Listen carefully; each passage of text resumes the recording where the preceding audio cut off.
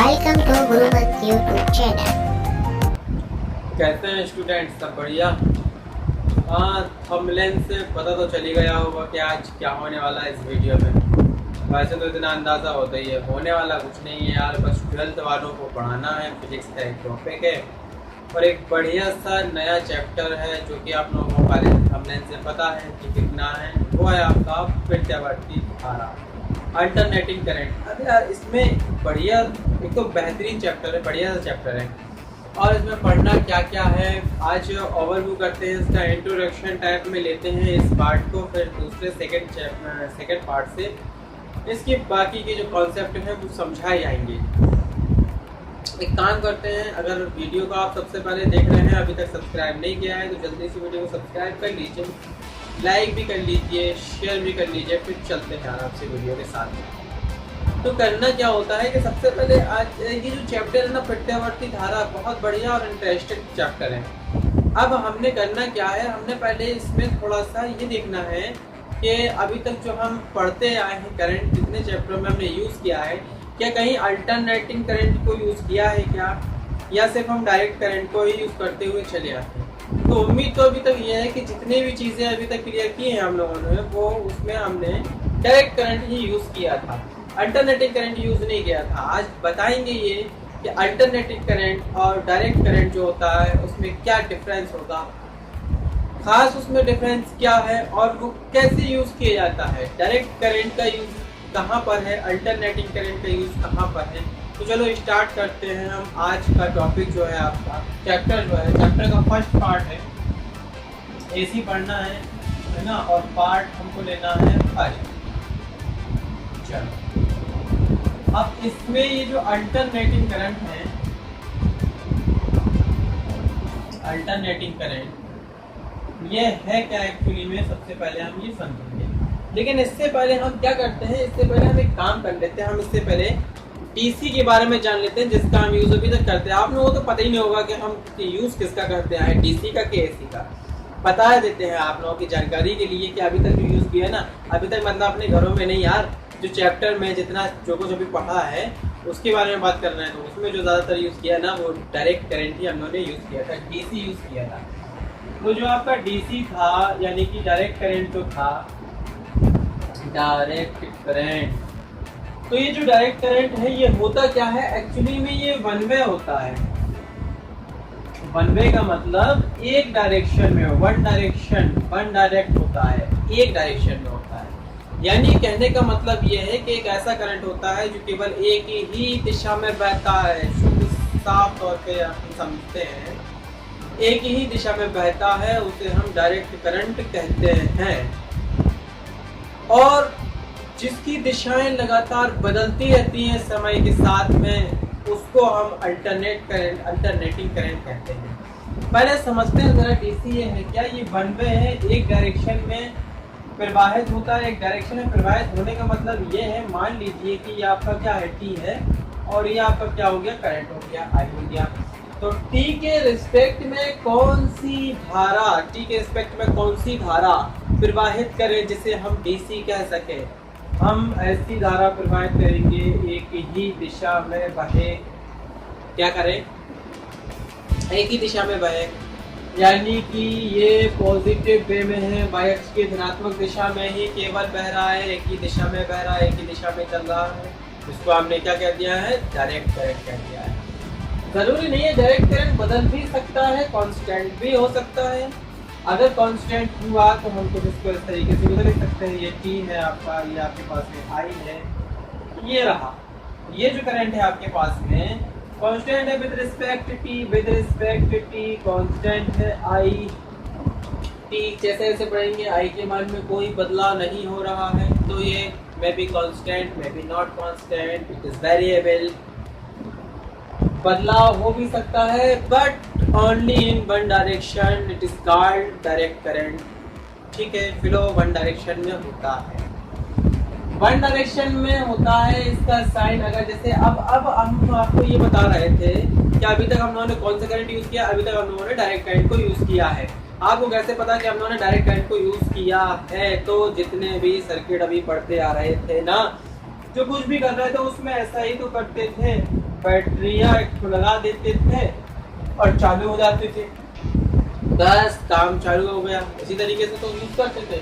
तो ये जो साइन होता है ये डीसी करंट का होता है। अब बता दो आपको कि हाँ भाई हमने डीसी करंट का ही तो उपयोग किया है, अभी तक एसी का यूज किया ना, लास्ट चैप्टर में डीसी करंट का यूज किया है। चलो अब हम देखते क्या है, देखते हम ये है कि अल्टरनेटिंग करंट में क्या फर्क होता है, अल्टरनेटिंग करंट क्या होता है। तो जो एसी करंट होता है पहली चीज तो ये होता है कि डीसी से बहुत पावरफुल होता है, बहुत ताकतवर होता है। कैसे होता है अभी बताएंगे कि कैसे होता है बहुत ताकतवर। लेकिन बच के रहना एसी से, एसी बहुत खतरनाक है। बस हमने ये आपको अलार्म दे दिया है, अब आपकी मर्जी, आपका काम बचो ना बचो, है ना। ये टू वे डायरेक्शन होता है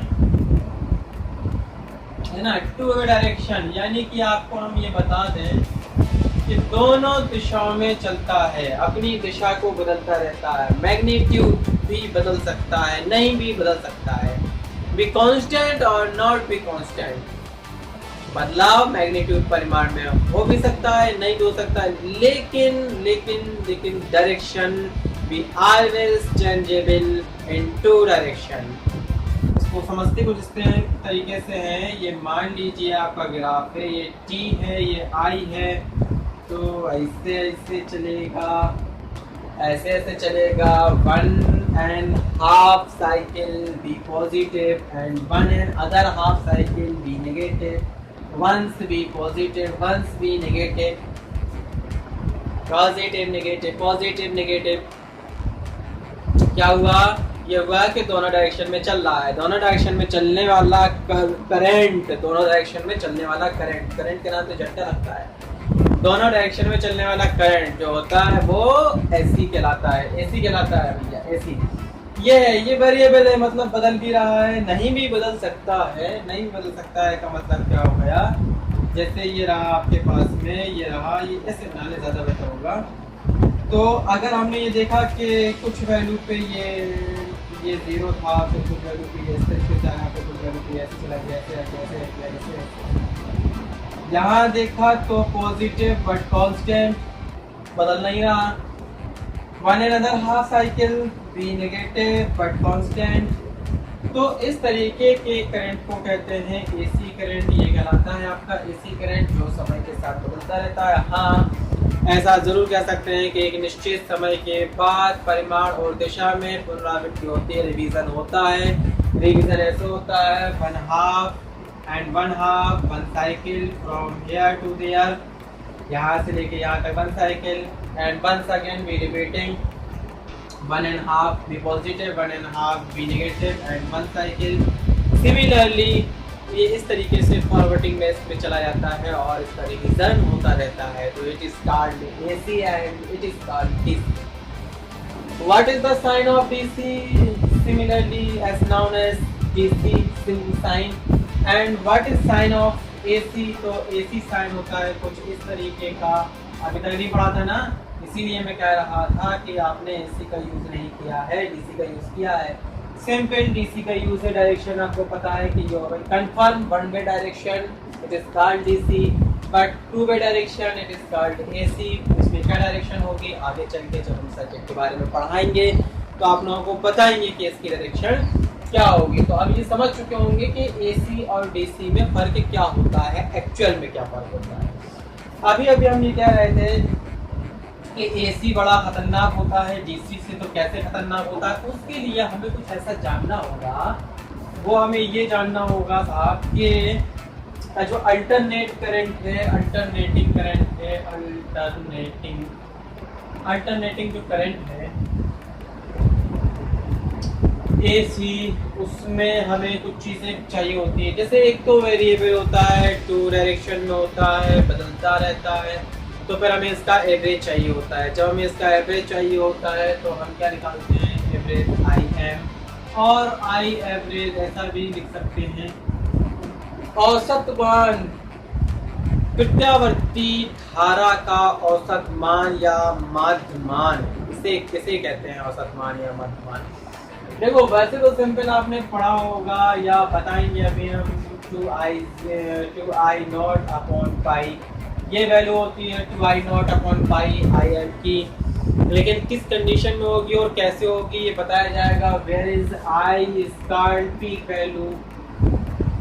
peak value of alternating current और maximum value of alternating current I0 is known as. Then अब हमने ये समझना है कि एक तो मीन वैल्यू हम निकालेंगे, यानी औसत माध्य प्रत्यावर्ती धारा का क्या होगा।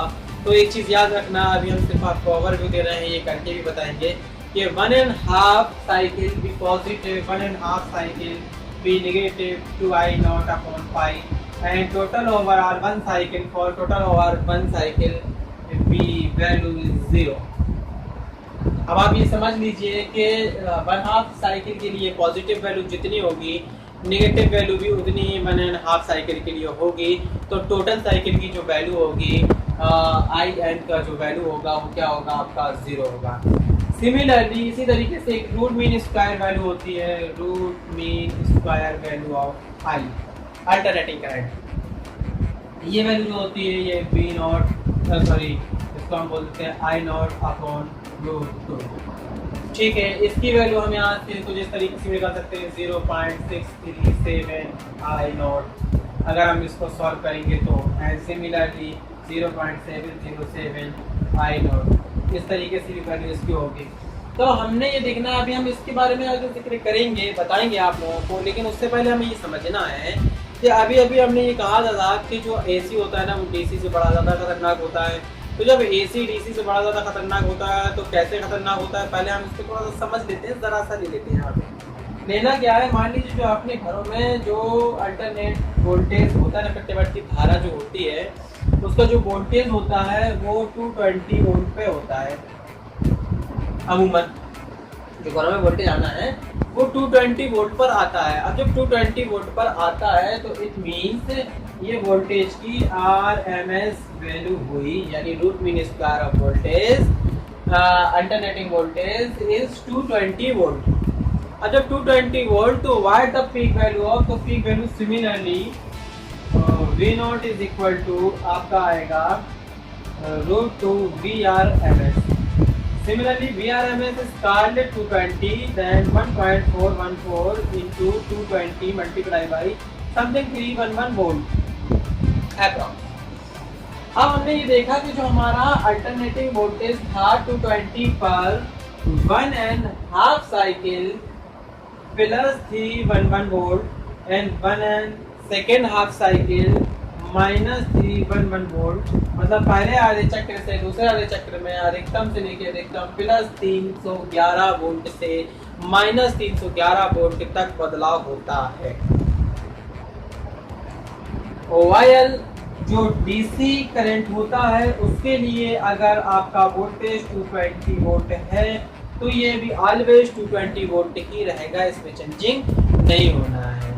इसलिए हम ये कह सकते हैं कि 220 वोल्ट पर जो हमने AC को देखा उसमें changes 311 positive to minus 311 volt तक हो रहा था, जबकि DC में हमने देखा तो ऐसा कुछ भी नहीं था। इसलिए हम कह सकते हैं कि AC बड़ा ज़्यादा खतरनाक होता है। तो ये तो AC और DC की केवल कहानी थी कि what is the difference of AC and DC। अब एक्चुअली में जो हमें VRMS, IRMS, IM, VM वगैरह वगैरह जो पढ़ना होता है उसके लिए सबसे पहले हम इनकी वैल्यू फाइंड करेंगे, और वैल्यू फाइंड करने के लिए हमें ये होता है कि जो अल्टरनेट करंट है, अल्टरनेट वोल्टेज है, वो जनरेट कैसे होता है, इसकी उत्पत्ति कैसे होती है। बेहतरीन चीज़ है, हमने ये तो जान लिया कि अल्टरनेट करंट क्या है, डायरेक्ट करंट क्या है, लेकिन AC को जनरेट कैसे करते हैं, AC को बनाते कैसे हैं और इसकी उत्पत्ति कैसे होगी। अच्छा, इसका वोल्टेज कैसे हम उत्पन्न करेंगे, तो होता क्या है, अगर मान लीजिए हमने एक वृत्ताकार या आयताकार कुंडली, अब वृत्ताकार या आयताकार कुंडली को जब हम एक चुंबकीय क्षेत्र में रोटेट कराएंगे तो रोटेट कराने से उसमें प्रेरित विद्युत वाहक बल उत्पन्न हो जाता है, और वो जो प्रेरित विद्युत वाहक बल उत्पन्न होता है ना, वही कुंडली के सिरों के मध्य प्रत्यावर्ती वोल्टेज की स्थापना कर देता है। हम ये समझेंगे कि ये जो प्रत्यावर्ती वोल्टेज की उत्पत्ति होती है ये कैसे उत्पन्न होता है।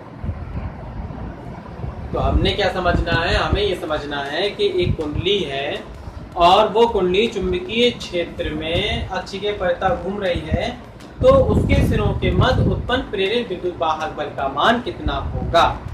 अब ये समझने वाली बात है, तो समझना कुछ ये है, मान लीजिए कि एक समान चुंबकीय क्षेत्र है यानी कि फ्लक्स रेखाएं हैं और उसमें हमने एक आयताकार कॉइल ABCD को चुंबकीय क्षेत्र के लंबवत रख दिया, यानी कुंडली का जो तल है वो चुंबकीय क्षेत्र के लंबवत हमने रख दिया और कुंडली क्या है, क्लॉकवाइज घूम रही है यानी दक्षिणावर्त दिशा में अपने अक्ष के परितः घुमाई जाती है।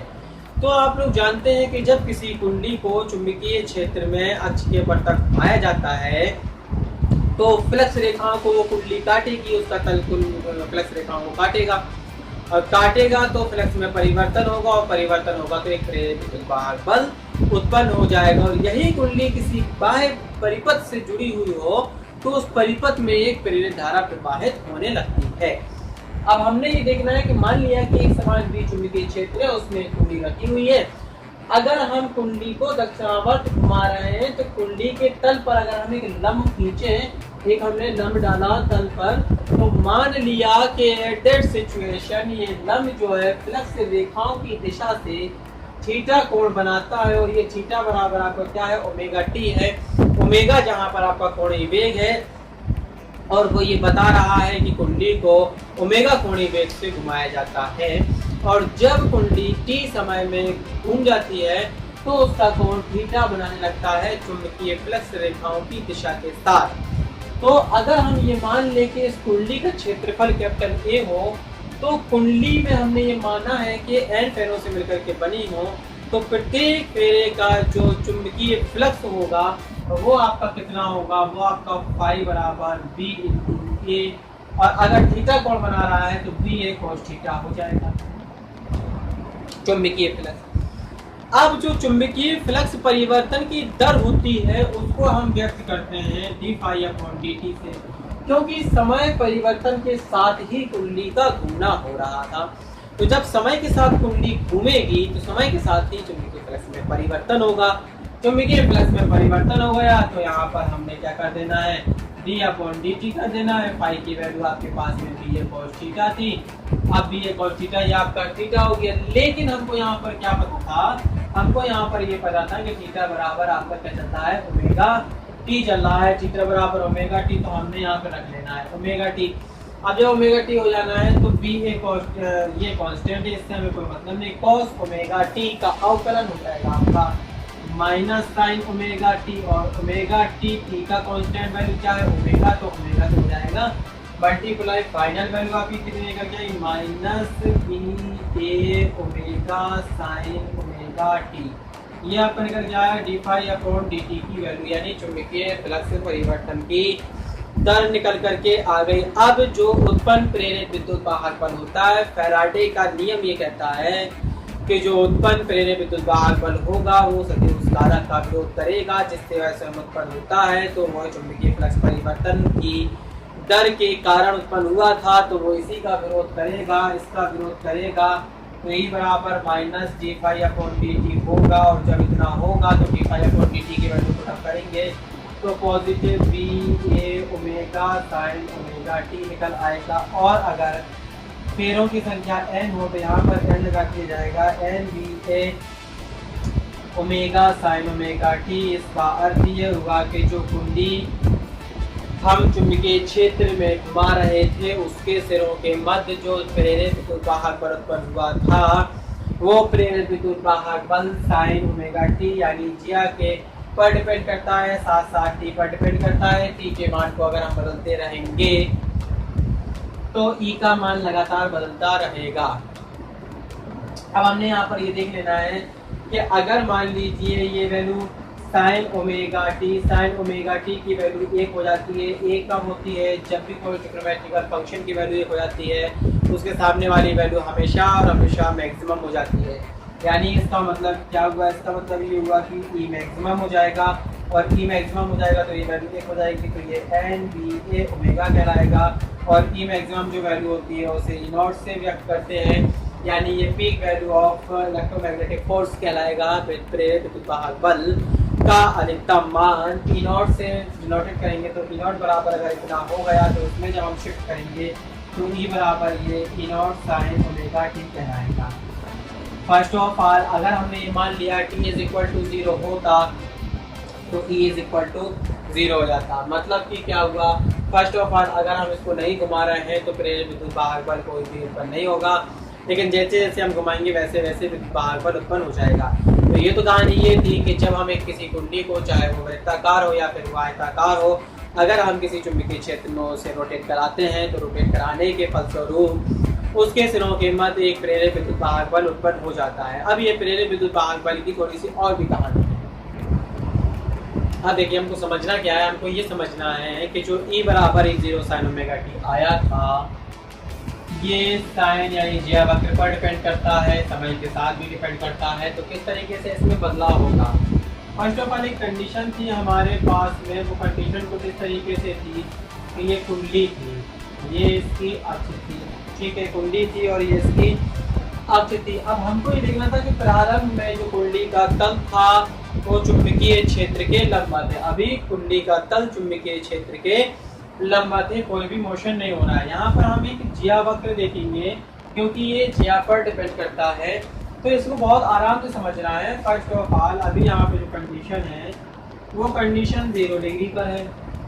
अभी जो कंडीशन है वो कंडीशन क्या है, 0 डिग्री पर है। 0 डिग्री पर का मतलब ये है कुंडली का तल क्या है, चुंबकीय क्षेत्र के लंबवत है। जब कुंडली का तल चुंबकीय क्षेत्र के लंबवत है तो थीटा इज इक्वल टू 0 होगा, यानी कि ओमेगा टी की मान भी 0 होगा।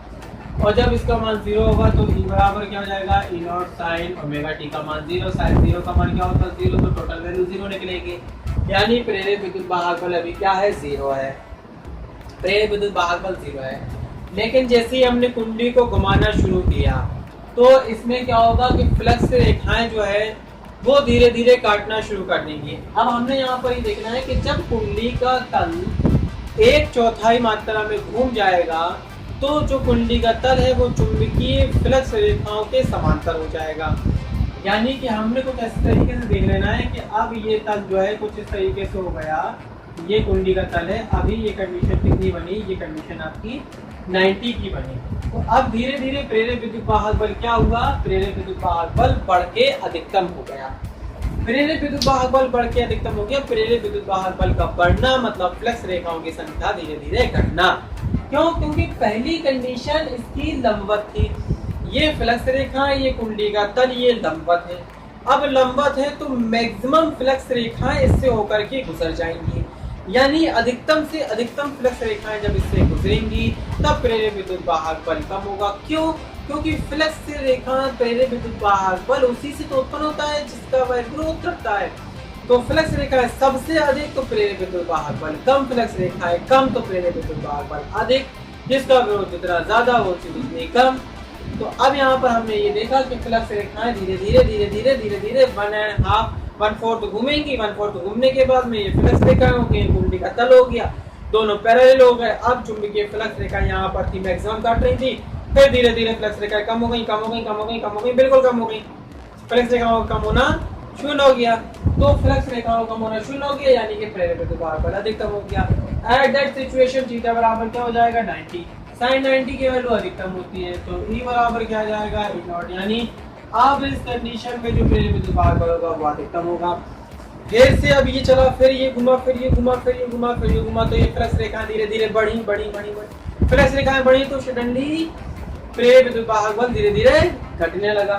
तो अब ये धीरे धीरे घट करके फिर 1.5 में क्या किया, मतलब यहाँ पर तो 180 हो जाएगा एंगल, और यहाँ पर प्रेरित विद्युत वाहक बल फिर ये प्रेरित विद्युत वाहक बल है। ये जो वैल्यू आपकी निकल के आ रही है, नॉट की वैल्यू निकल के आ रही है, जो कि मैक्सिमम वैल्यू है। फिर इस तरीके से कुछ कंडीशन होगी, फिर इस तरीके से कुछ कंडीशन होगी, ऐसे करके और ये कंडीशन 180 की, फिर मोर देन 270 में फिर क्या चला जाएगा, फिर 1.5 में यहाँ पर आ जाएगा, यहाँ पर कितना आ जाएगा, ये 270 आ जाएगा, फिर 270 के बाद में ये फिर 360 पे जाएगा। तो हमने ये देखा कि 1.5 साइकिल 1/4 पार्ट में मैक्सिमम हुआ, फिर मैक्सिमम होने के बाद में घट के 0 हो गया। फिर दूसरे हाफ साइकिल में मैक्सिमम हुआ बट अपोजिट डायरेक्शन में, but in negativity, it is in positivity but it is in negativity, यानी कि ये E0 भी पॉजिटिव डायरेक्शन में है एंड ये मैक्सिमम तो है, ये मैक्सिमम तो है लेकिन नेगेटिव डायरेक्शन में है। इसका मतलब ये नहीं कि इसका मैग्नीट्यूड नेगेटिव है, बता रहे हैं कि अपोजिट डायरेक्शन में मैक्सिमम हुआ इलेक्ट्रिक मैग्नेटिक फोर्स। तो हम ये देखते हैं कि 1/4 बाई जो साइकिल है उसका 1/4 पार्ट में लगातार इसमें परिवर्तन होता रहता है प्रेरित विद्युत वाहक बल में। इसका अर्थ ये हुआ कि एक पूरे चक्कर में ये 2 बार 0 होता है और 2 बार मैक्सिमम होता है। 2 बार 0 होना है और 2 बार क्या होना है, मैक्सिमम होना है। तो 1 साइकिल में जो प्रेरित विद्युत वाहक बल है उसका मान 2 बार अधिकतम होता है और 2 बार घट करके 0 हो जाता है। तो इस तरीके से हमें एक साइन का ग्राफ जो जिया कर्व है वो हमें प्राप्त हो जाता है कुंडली को देखते हुए। तो ये आपका प्रेरित विद्युत वाहक बल किस तरीके से हम उत्पन्न करते हैं और इसी के आधार पर प्रेरित विद्युत वाहक बल देखिए लगातार बदल रहा है, समय के साथ परिवर्तन भी हो रहा है इसमें और डायरेक्शन भी 2 वे चल रही है। फिर से इसका रिवीजन होगा क्योंकि फिर 1/4 पे जाएगा, फिर 1/4 पे जाएगा, ऐसी पूरी साइकिल चलती रहेगी। यही तो प्रेरित जो विद्युत वाहक बल है, यही तो एक तरीके से प्रत्यावर्ती वोल्टेज है। प्रत्यावर्ती वोल्टेज का मतलब क्या था? प्रत्यावर्ती वोल्टेज का मतलब यही तो था कि जिसका परिमाण और दिशा समय के साथ लगातार परिवर्तनशील हो और एक निश्चित समय के बाद उनकी पुनरावृत्ति होती चली जाए। यही तो हमें देखने के लिए मिल रहा है। तो इसी तरीके से तो हम प्रत्यावर्ती वोल्टेज को बनाते हैं, उत्पादन करते हैं, इसी तरीके से प्रोड्यूस होता है प्रत्यावर्ती वोल्टेज। और प्रत्यावर्ती वोल्टेज में जो बहने वाली धारा होती है वही धारा कहलाती है प्रत्यावर्ती धारा, अल्टरनेटिंग करंट। सिमिलरली उसकी भी सिचुएशन यही होती है अल्टरनेटिंग करंट की भी, कि समय के साथ लगातार उसमें भी परिवर्तन होगा, 2 वे डायरेक्शन होगी। अल्टरनेटिंग करंट ये हम आपको बता चुके हैं कि ये भी 2 वे डायरेक्शन होगी। तो अगले जो पार्ट होगा उस पार्ट में हम आपको ये बताएंगे जो हमने प्रेरित विद्युत वाहक बल निकाल रखा है, इसकी जो कंडीशनें निकाल रखी हैं, इसके बाद में हम ये बताएंगे कि जो alternating voltage and alternating current होता है उनकी मीन वैल्यू क्या होगी, रूट मीन स्क्वायर वैल्यू क्या होगी और उन पर किस तरीके से सर्किट पर अपन अप्लाई करेंगे। तब तक के लिए वीडियो पसंद आई हो तो वीडियो को लाइक ज़रूर कर दीजिए। देखते रहिए, हंसते रहिए।